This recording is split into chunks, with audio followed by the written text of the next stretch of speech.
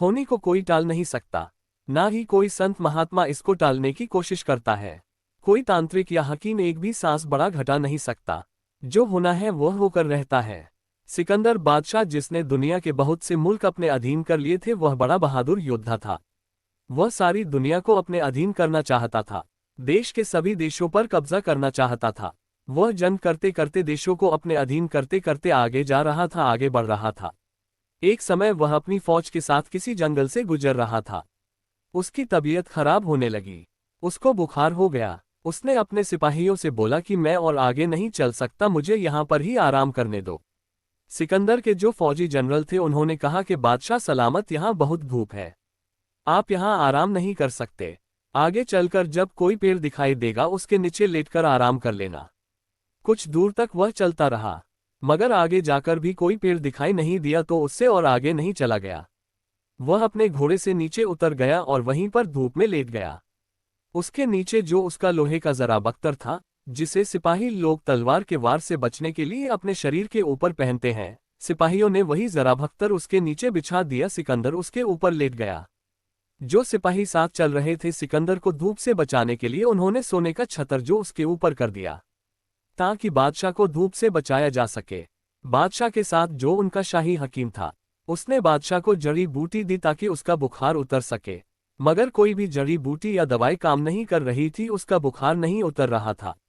बादशाह बुखार से बेहाल था।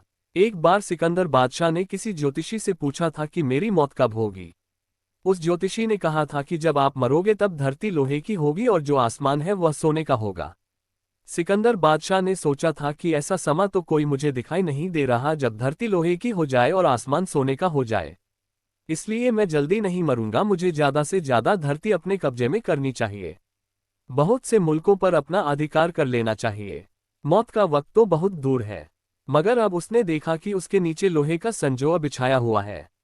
वही धरती लोहे की होने का इशारा कर रही है और ऊपर सोने का छत्र तना हुआ है।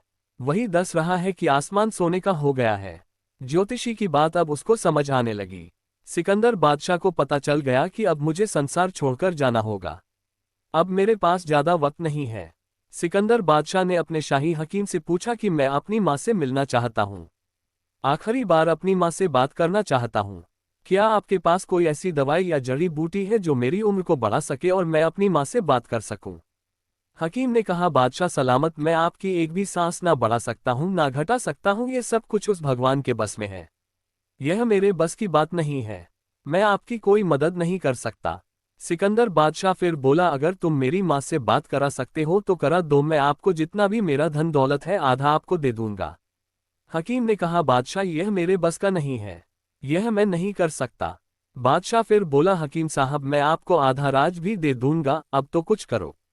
हकीम ने कहा, बादशाह सलामत, आप चाहे अपना पूरा राज भी दे दो, सब धन दौलत भी दे दो, मैं एक भी सांस आपका ना बढ़ा सकता हूँ ना घटा सकता हूँ, इसमें मैं कुछ नहीं कर सकता, मुझे माफ करें। सिकंदर बादशाह को अब बात समझ आई। वह अब सोच रहा था कि मैं इतने इतने देश जीते, इतने लोगों का खून बहाया, इतनी दौलत जमा करी, ये सब मेरे किसी काम ना आया। उसने अपने अहलकारों और फौजी जनरलों को कहा कि जब मुझे दफनाने के लिए मेरा जनाजा लेकर जाओगे तो मेरे दोनों हाथ मेरे कफन से बाहर निकले हुए होने चाहिए, ताकि के लोगों को पता चल सके कि सिकंदर बादशाह ने इतनी दौलत जमा की, अब वह अपने साथ एक सुई तक नहीं लेकर जा रहा। लोगों को पता होना चाहिए कि यह धन दौलत साथ नहीं जाता, यह मरने के बाद इंसान के किसी काम नहीं आता।